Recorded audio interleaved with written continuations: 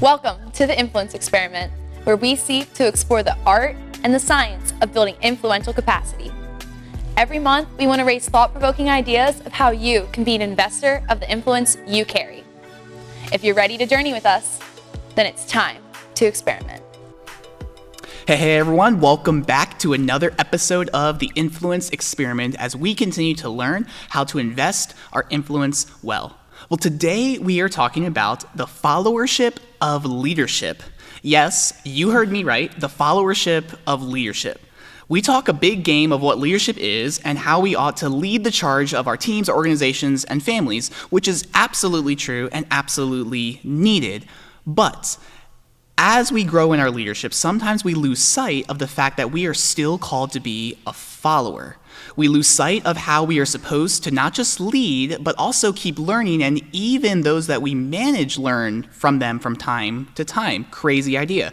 What in the world does this look like? We want to have a conversation about that. So I've invited Heather Furlong, who is a principal and educator, to join me in this conversation. So Heather, thank you so much for being here today. Oh, my pleasure. Thank you so much. I'm excited to explore this topic with you. Thanks for having me. Of course. Would you be able just to tell us a little bit about yourself before we dive into the topic? Absolutely. My name's Heather, like Tony said. My family and I have been coming to Gateway Church now for, almost 15 years. I am currently serving as the principal of a private Christian school here in Chester County, and it's my joy and honor to do that. My husband Matthew and I have celebrated 18 years of marriage, and we are training up 3 mighty men.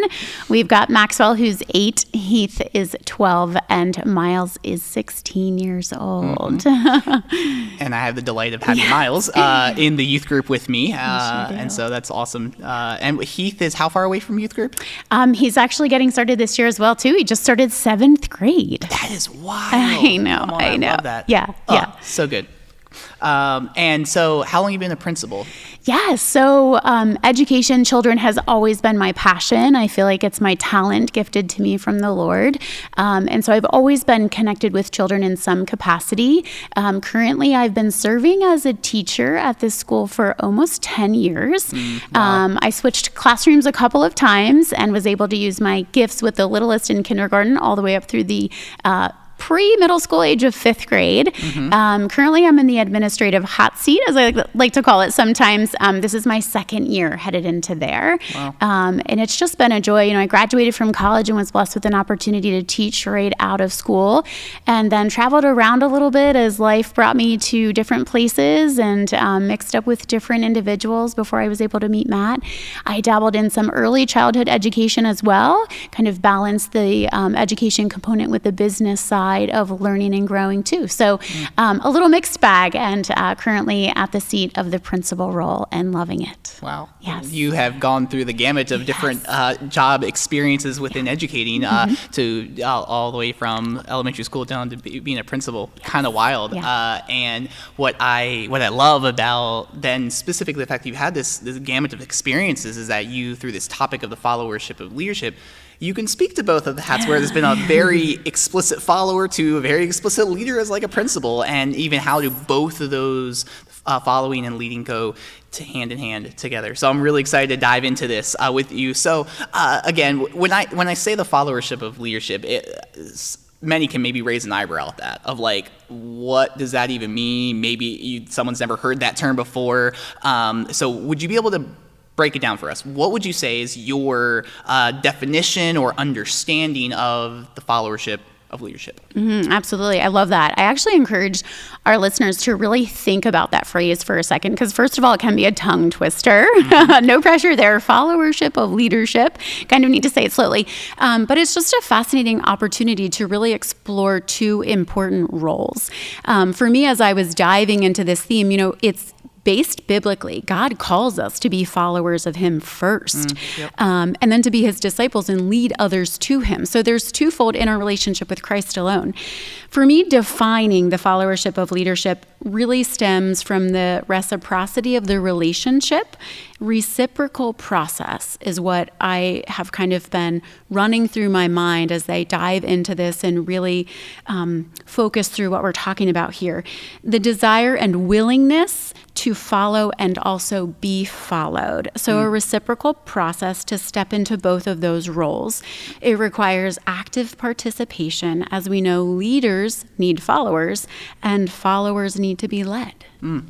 Yeah, no, I love that, saying the idea of like the willingness to follow and be followed. So like I know that again within my own leadership, I think about how there are as a youth pastor, as a student leadership pastor, there is a need to lead and take charge and be at the helm and so on and so forth, while also knowing that I have a lead pastor above me. I have having the posture. I think we're going to throw that term out maybe a lot, of posture of being a learner, of that I need to learn, continue to grow in myself and my own formation.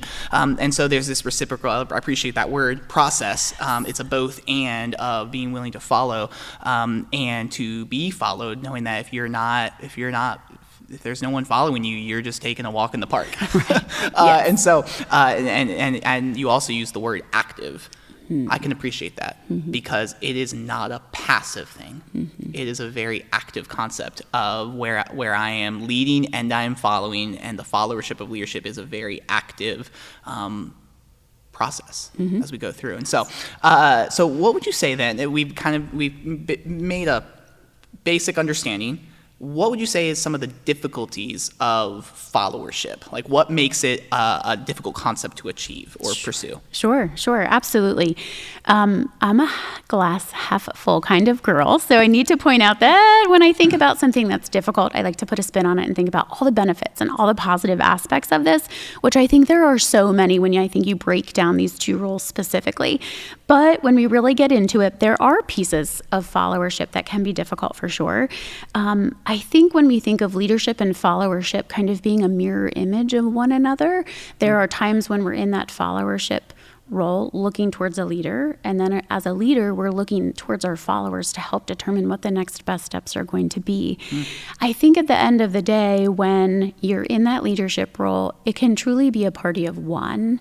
You're leading well, you're leading successfully, you're looking to your followers to help you make those decisions, but at the end of the day, it's you and you alone who that responsibility falls on. So I think it's a little bit twofold. There's the responsibility as the follower and also this responsibility of the leader, and finding that balance. Finding that balance is stupid difficult. Yes. Because again, like I know as a leader, we're called to take the charge and have it some semblance of our life together so that we can lead well. But then also knowing as a follower that, I got to be able to, as you said profoundly at the very beginning, of like being led by God and being led by Jesus and being led by the people who are above me, and so on and so forth. And how do I know when I posture myself in a way that is that I'm allowing people below me to lead, and we can unpack that a little bit more and a little bit of what that actually means and how do we do that. But I can also relate to the fact that being a glass half full kind of person, that is me through and through. And so I also say that the glass is not just half full, but it's fully full, where it's half liquid and half air. Even the air has its purpose, and so I'm an extreme optimist in that way. People can roll their eyes at that, but that is what I am. And so, but it can make these are some of the things that can make it difficult. And so I also know that another thing that makes comes to mind for me of difficulty is just our own, sounds basic, but our own pride. That we like to be in charge. Even if we're not the titleized leader, we like to be in charge. We like to feel like we have the control. And so to be able to say, I am asking for help, I am learning from others, I'm following others, is a posture of, I'm not the one that's in control in this moment. And that can be a vulnerable position to be in. But one that I think we would say is a needed position to be in. And so, as we think about this balance, then we talk about how do we know when to lead, how do we know when to follow, when is it both at the same time? This balance of maybe bending your ear to your team. So we're thinking now in the lens of how am I, a concept of following my team members by bending my ear to my team if I'm the one leading, while you're still making the executive decisions, or when the buck still stops with you. What does that look like, and what's the balance and tension of trying to do that as you're trying to competently, effectively lead the team at the helm while you're trying to bend your ear to your team to know that they have valuable things that they can say? Absolutely, absolutely. I think this is such a rich question and concept as we lead and listen. Active listening is, I think, a key concept because it's so valuable to be heard. As a follower, we need to make sure, as a leader, it's important that our followers feel heard. Are we active listening? Are we engaging in conversations? It's so important for me to value that in my people so they know they matter. What they say, what they feel, what they do, it's important to me. So conversations typically sound like, I hear what you're saying. Or tell me more about that. I'm not quite certain I understand your perspective. As a follower, they need to know I support them 110% at all times, even when I don't agree with what maybe they're saying or doing. So it's that opportunity to collaborate, to be heard, to feel valued through those conversations. Oftentimes when a decision needs to be made or ultimately the conversation needs to move from problem to solution, it can be something like, okay, let's break this down. What does compromise look like? I hear what you're saying. I see what the important component of this is for the greater good of, in my case, it's a school, but in any organization or in any home or wherever we're applying this idea of followership and leadership. I hear what you're saying. How can we meet you where you're at? The phrase must versus maybe comes to mind. That piece is a maybe. Maybe we can do that in the future. This piece of it, this aspect, this is a must. We must do it now. Or sometimes the response is, okay, I can do that right now.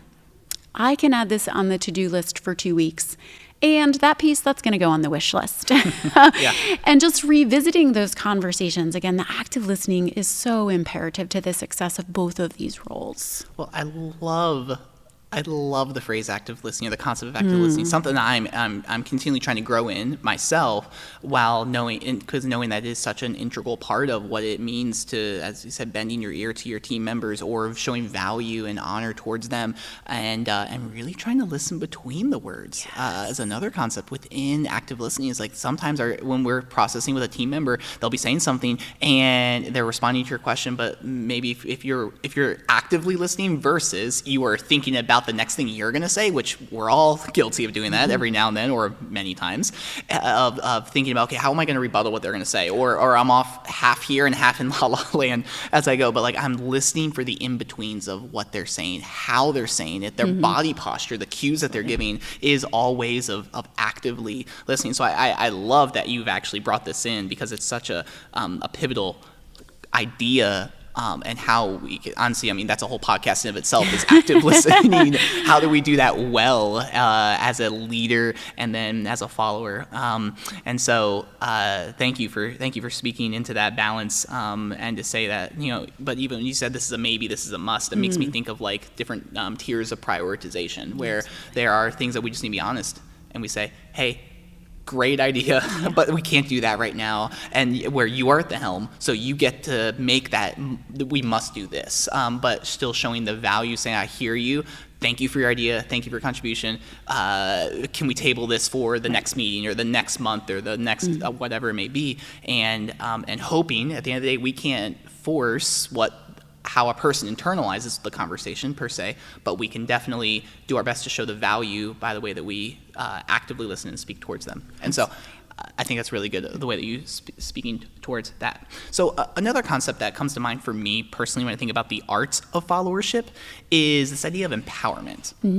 So as a leader, I like to do things myself. Like I really I was the person in high school, hated group projects because I was the goer and bad on me, but I was prideful enough to think, I can do this so much better by myself than I can with other people, because I was also a self-proclaimed nerd in that way. And so But rather than empowerment is this idea of like delegation or letting them live within their giftings or their strengths, etc. So how does empowerment play into the art of followership, as difficult as a topic as this can be?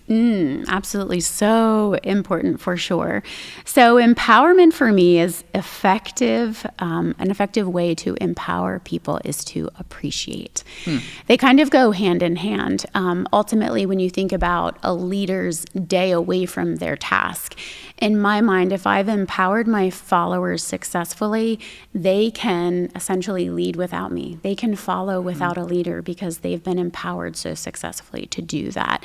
The greatest strength of a leader is in their absence, what's truly going on without them. So kind of a sidebar piece as I think about empower, but for me, empowering people is appreciating them. I love to remind myself of this. A person who feels appreciated will always do more than expected. A person who feels appreciated will always do more than expected. And you can tie this to any theme of your life, right?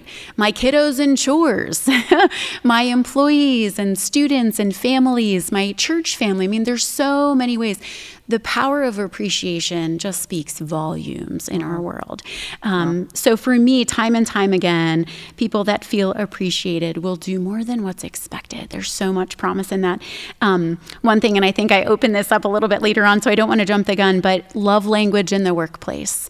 I always talk about love languages in relationships and in our home, but there's value in love language in the workplace too. So finding a way to fuel people and empower them through the way that they receive love. Yeah.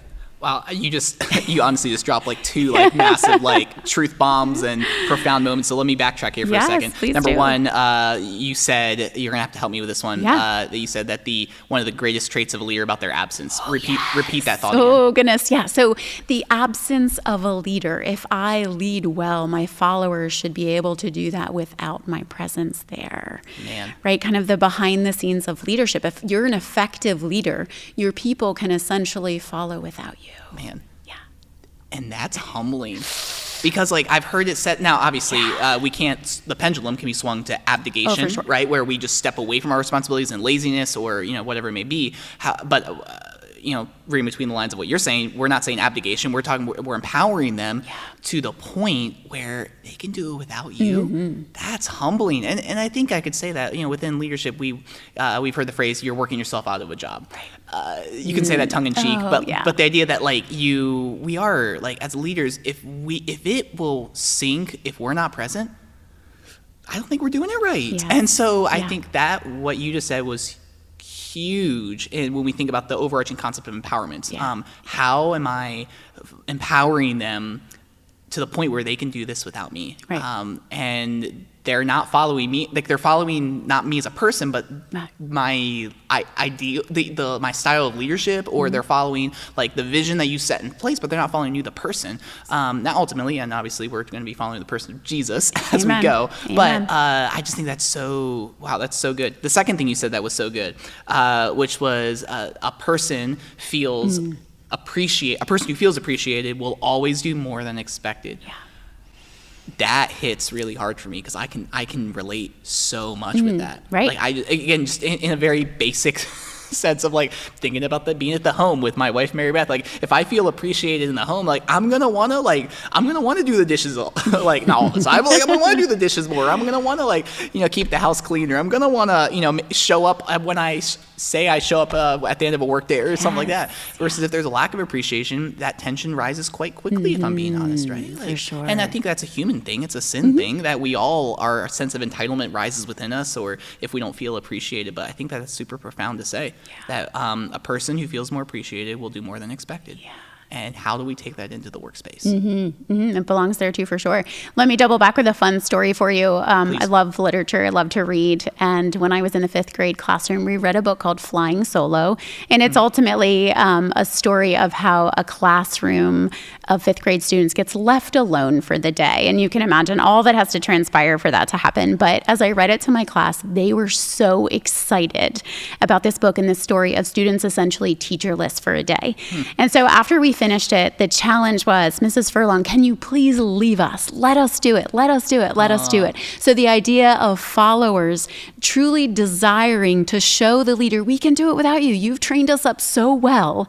We can have a whole school day without a teacher. We promise, we promise, we promise. So there's so much excitement and value in that idea of being a leader who's led so well. The followers can do it without him. Humbling, like you said. Imagine the perspective of the parent or the teacher that leaves a classroom full of students flying solo for the day. But again, just speaks so much to that opportunity.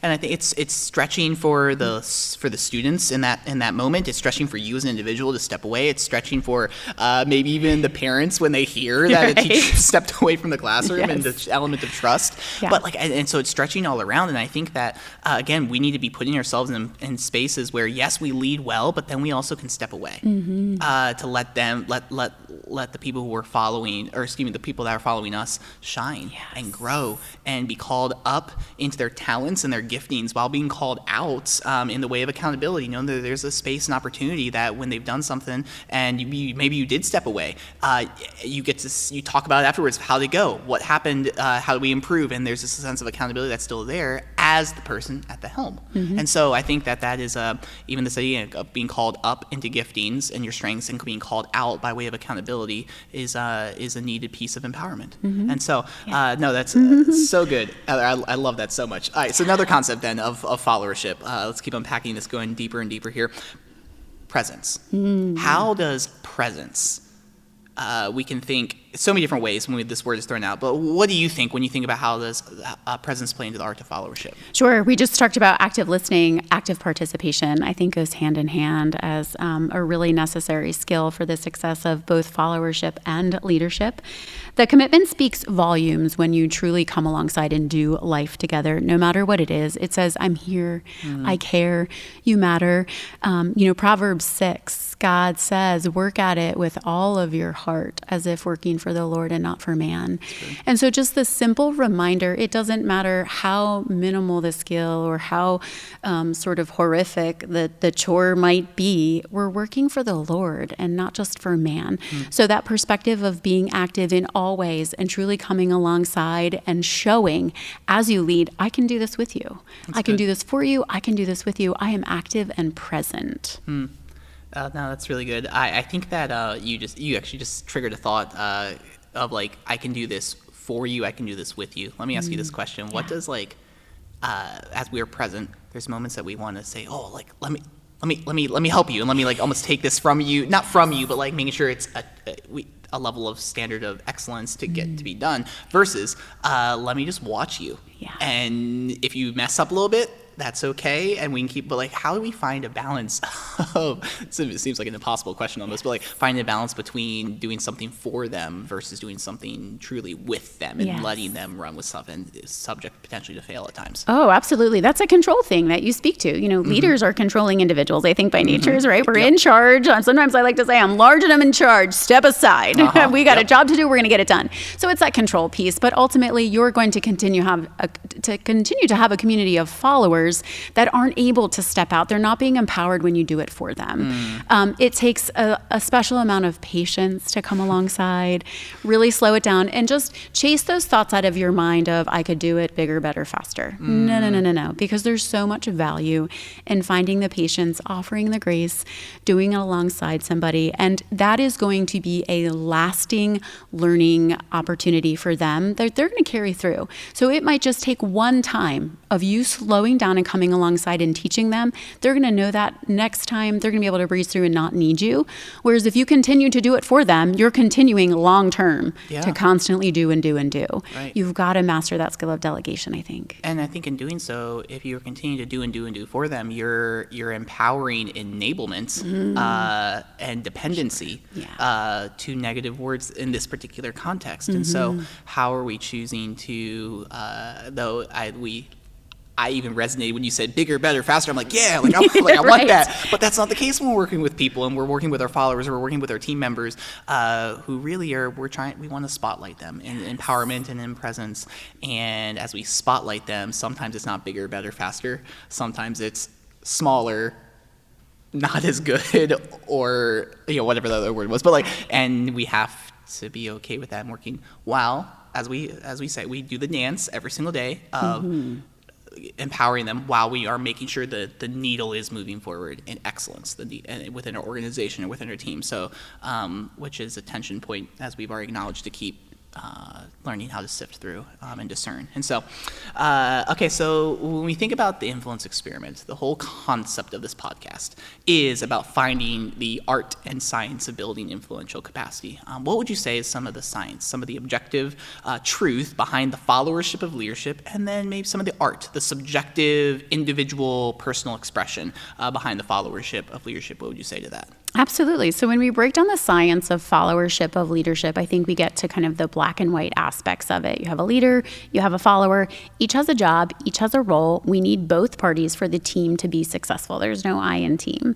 So it's the facts. It's kind of sticking with exactly what we need to do to make the decisions for the greater good of the organization, whether it's the household, whether it's the school, whether it's the church, wherever you find yourself.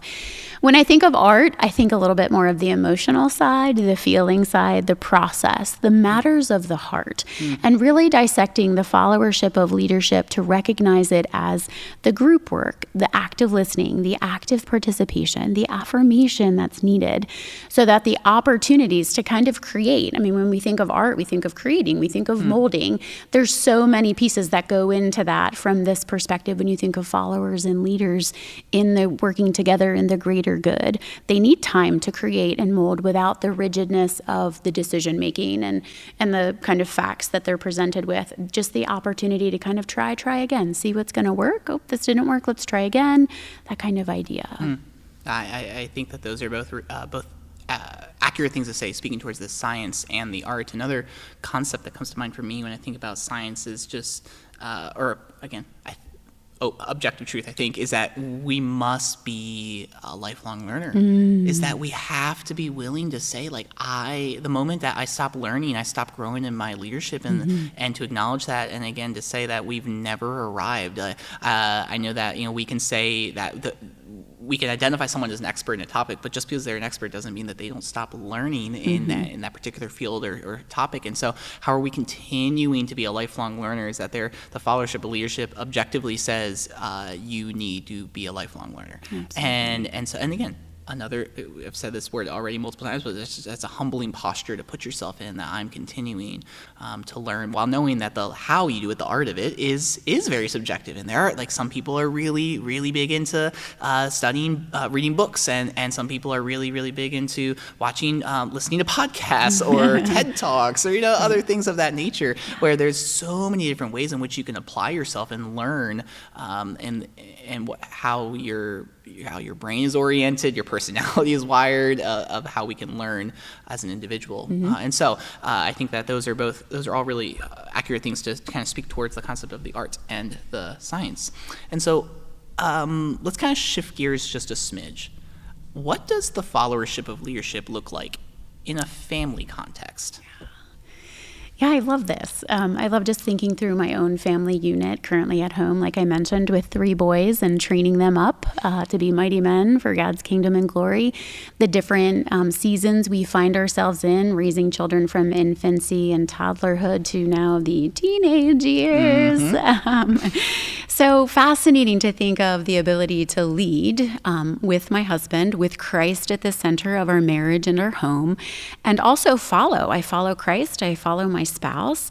We're training up our children to first be followers of Christ as well. So just a fascinating opportunity to really just even sit back and look at the inner workings of a home and its structure and how things work together for the greater good. I think when I think of it from a home structure, just like leaders and leadership in any regard, integrity is the word that comes to mind. The simple perspective of doing what you say you will do. That whole response from the kiddo that asks, can they do something? Maybe. Ooh, maybe, right? Nobody likes a maybe. I'm a firm believer in yes or no. I actually like to positively state everything. So even in times where I need to say no, I'm always trying to find a way to say it without saying the dreaded N-O, right? We can do that later. Next time. that type of answer. So integrity in the home, I think, is paramount. Doing what you say you will do. I think there's a lot of vulnerability in the home because it's a trusted environment of people who love you at the end of the day. No matter how big your mistakes are, you can have those conversations to say, today wasn't really a great day and here's the why. I made a mistake. So I want to share it with you so you can learn with me.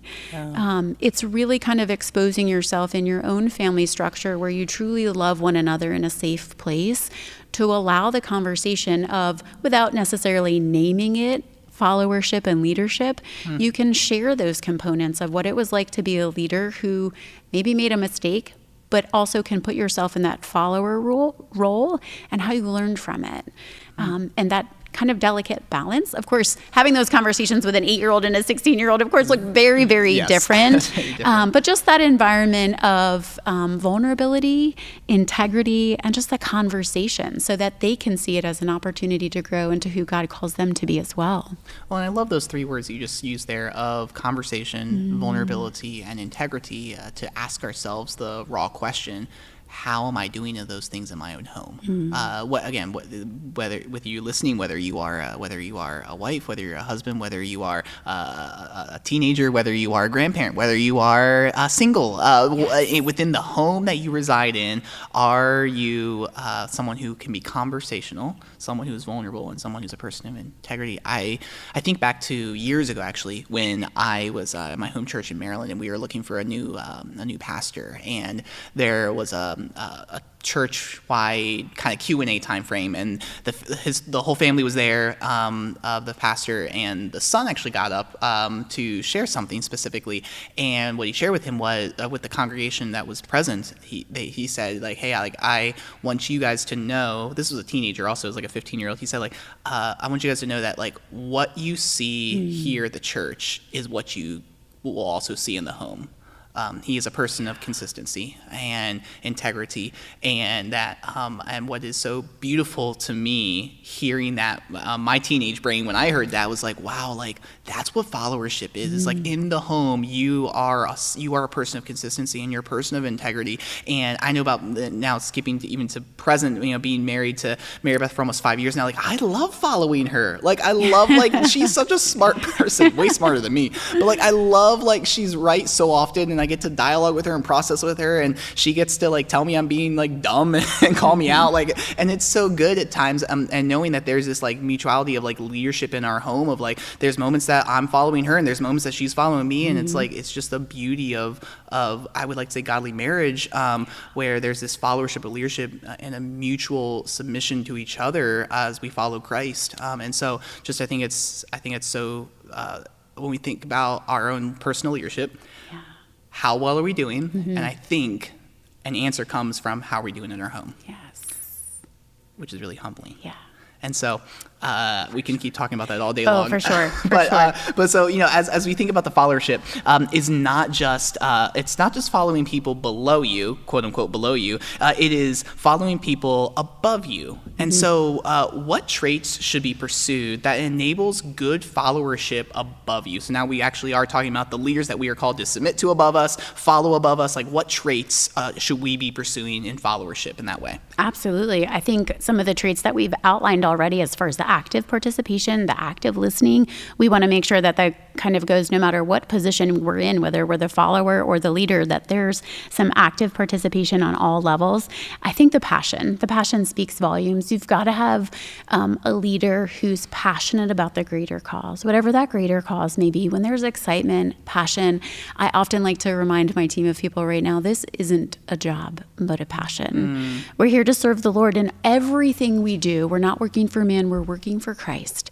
And so when that passion, that energy kind of comes alive, there's so much that the team can do together. Those are beautiful.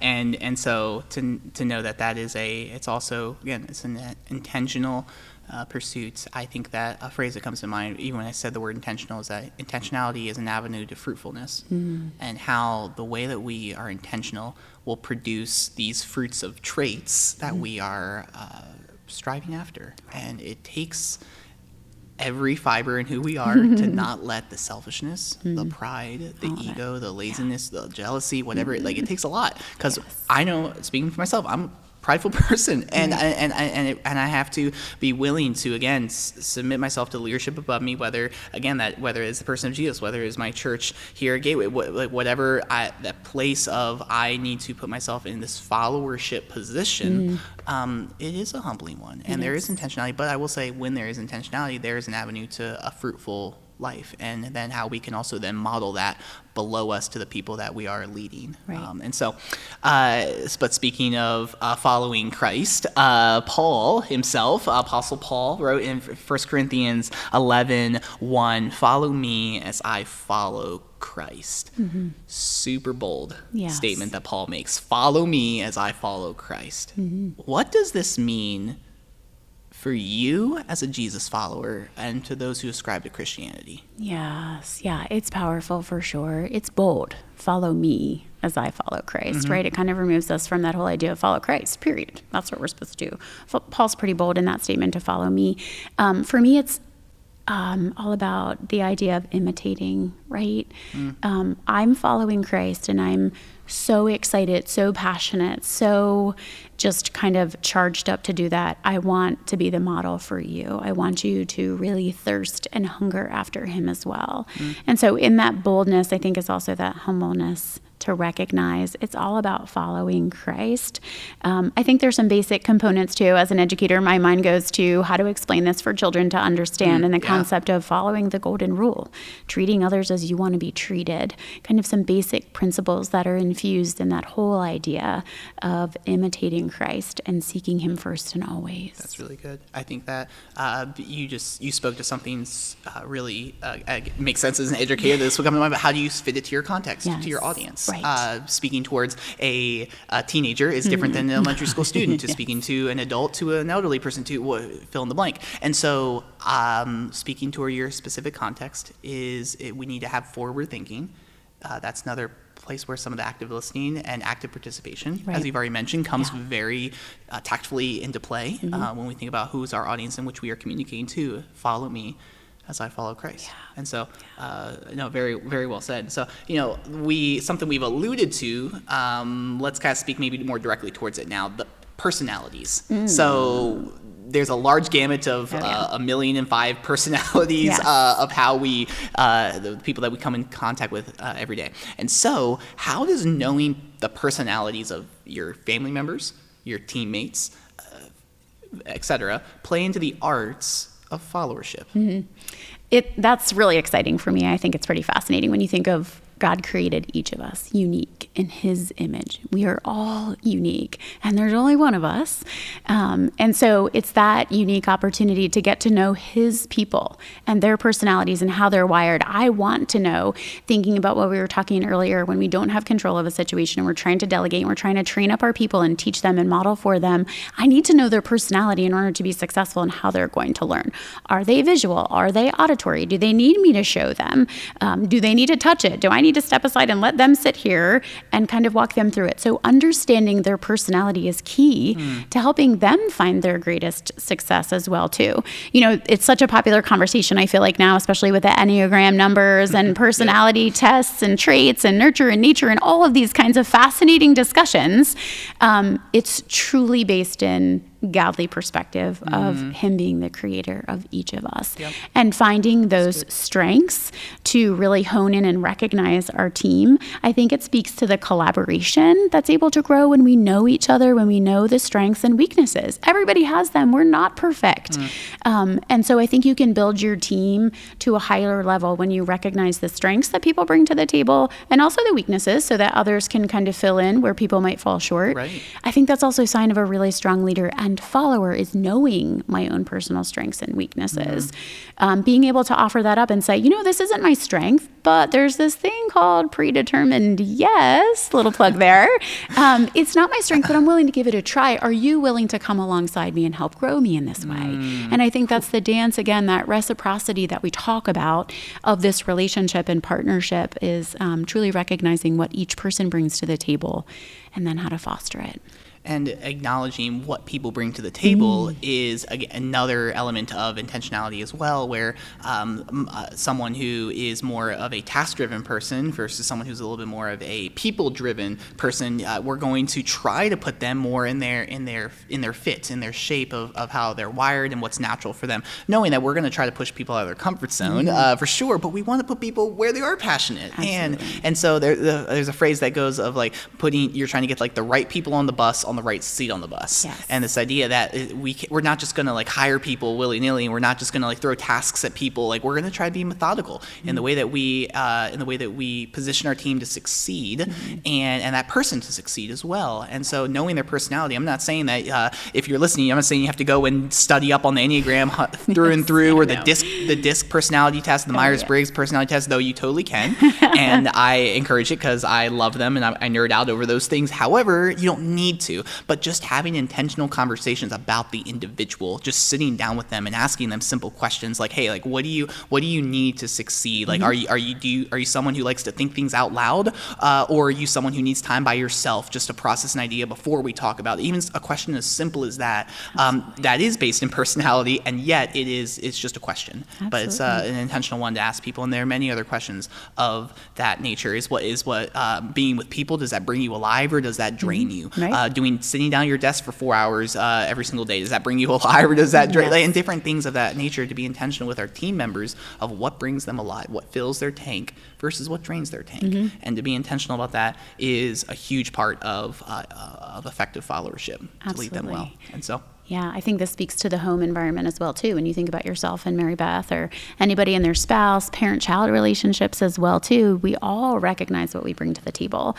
And my strengths might be Matt's weaknesses and vice versa. And Absolutely. So it's that whole idea of being a team, so that you continue to be the best that God has created you to be in any realm, whether it's home, school, church, career, wherever you might be. Absolutely. That desire to partner together is really impactful. And we need each other to balance each other out. Like I said, it's humbling to know that we are finite and we have weaknesses. It's a no duh, but we need to keep reminding ourselves that. Absolutely. But to have team members or your spouse or friends who pick you up in your weaknesses is super needed and healthy part of followership. Absolutely. And so what would you say to this comments? I've heard it said, you can only lead as far as you've been led yourself. What followership of leadership principle do we think we see here? I think it goes back to the whole concept of being a lifelong learner. Let's talk about what we can do. You can lead as far as you allow God to take you. That predetermined yes, that desire to say, yes, I'm going to free fall into your arms, God, and trust that you are going to direct my next step in this journey. And so, it's always fascinating. I think there's so much encouragement of leading to follow and following to lead, and that dance as we both need the other to be successful. Followers need leaders, leaders need followers. So it goes back and forth and speaks to that as well. But I think being a lifelong learner, you're open to continuing to grow and lead on this journey. There's not an end to it until Christ determines that end. Yeah. So you can continue to go further as long as you're open to that opportunity to continue to lifelong lead. And I think that taking that statement of you can only lead as far as you've been led yourself, I think it's one that each person individually could sit on that and say, okay, what does that mean for me? Like, not just say, oh yeah, that's a cool principle. No, but like, what does that actually mean? Like, am I someone, and this might be a good question to ask the people around you, am I someone who can be led? Like, am I someone who takes input well? Am I someone who takes critique okay? Am I a person who listens to your ideas? If you invite some raw responses, be ready for the possibility of someone saying something that hurts. But again, I think we need that. We need someone who's going to speak raw truth to us. We don't just need yes men and yes women around us just to always say, oh yeah, you're doing great. No, we need people to speak raw truth into us. And so maybe that's something that we can even take as a practical to say, like, am I someone who is postures myself of being led? even if I am the leader. Right. And so I think that's something for all of us to try to personalize and by way of an action for us. And so, but in the way of a personalization or an action step, do you have, Heather, have any resources, books, articles, videos, anything of that sort that could help if someone wanted to pursue this conversation further in their study and learning? Absolutely. I'm always hungry for this type of information. I think right now the trends are in podcasts, blogs, trying to constantly search it up and look for new ideas, outside the box thinking, group activities, that type of thing is something I'm really passionate about. So I'm one to hop online often, and Greg Rochelle does a lot of podcasting, and he is based in biblical principles, which is a healthy balance. Brene Brown, of course, is another popular one. Dare to Lead, Rising Strong. There's a couple of great titles there. I think surrounding yourselves with mentors too, pastors, godly friends, people that are not in the environment in which you're speaking to at that time, so you can have a safe place to have a conversation and be real and try to get some feedback back and forth as well. I think we've talked a lot about the openness and the trust of conflict resolution. So many times, I think in leadership in particularly, you come up against people who say, I don't do conflict. I'm not comfortable with conflict. Well, nobody's comfortable with conflict, right? But if you deal with a problem, you shouldn't have conflict kind of idea. So that constructive feedback and truly an opportunity to partner with others. Leadership can be lonely at times. So having kind of this group of people that you can trust, the Bible, God, those one-on-one moments where you can go and say, okay, Lord, you called me to this. I've got myself in a situation. I need you. I need you to lead me through it. I need you to show me the next best steps. I need you to make it abundantly clear. One thing I often hear myself saying over and over again is, Lord, I want your voice to be the loudest one I hear. Let your voice be the loudest one I hear, right? So as far as just being a leader and constantly seeking those opportunities, we're lifelong learners too. And so books, literature, different people, depending on what realm you're looking for. There's all kinds of parenting opportunities and spouse opportunities. And those are some favorites, Greg Rochelle and Brene Brown, that I speak to right now. Well, and I love those two resources. I love listening to the Craig Rochelle Leadership podcast. You can find that on any streaming platform imaginable. Little plug. And then Brene Brown, I have thoroughly enjoyed learning from her. My goodness, a wealth of knowledge and insight, and so thank you for bringing those two people up specifically, while also speaking towards how are you actively having mentors into your life, someone who can speak into your leadership, into your spiritual formation in Christ, while also the concept of conflict resolution, which if you are following along in the podcast, we just covered 2 episodes of conflict and resolution, and so maybe you want to go back and check out those 2 prior episodes as well, as we speak about ways to grow in your followership. And so, all right, Heather, we have covered a lot of ground as we land the plane of this conversation. Any final words of wisdom, insight, advice, caution that you would like to give to our listeners as we conclude? Absolutely. I think a big takeaway is that leadership is truly a calling by God to be a listener to Him and His next steps for your journey and your path. One thing that really helped me when making this big decision to jump into this hot seat, as I like to call it, is that God doesn't always call the qualified, but He qualifies the called. And so there's just so much power in truly being a follower of Christ first, listening to His voice and knowing the season He's got you in, He's absolutely right there with you. Wow. That is an incredibly beautiful and profound way to end our discussion here, to say that in the followership of leadership, that He doesn't call the qualified, He qualifies the called.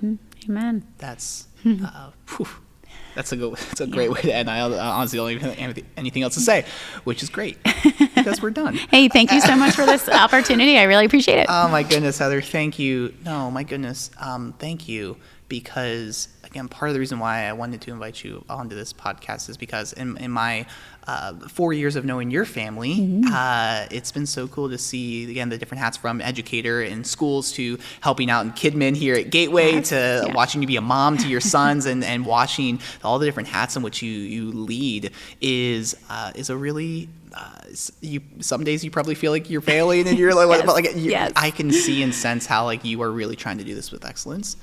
And that speaks volumes. And so to be able to learn from you is huge and humbling. And you've given even me personally, that's why I love this podcast in a selfish way. I can just sit with people one-on-one and learn my own personal leadership right here, that you've given me some really profound things to think about. And so just thank you so much for your presence, for your followership, for your leadership. And it means a lot. Hey, thank you.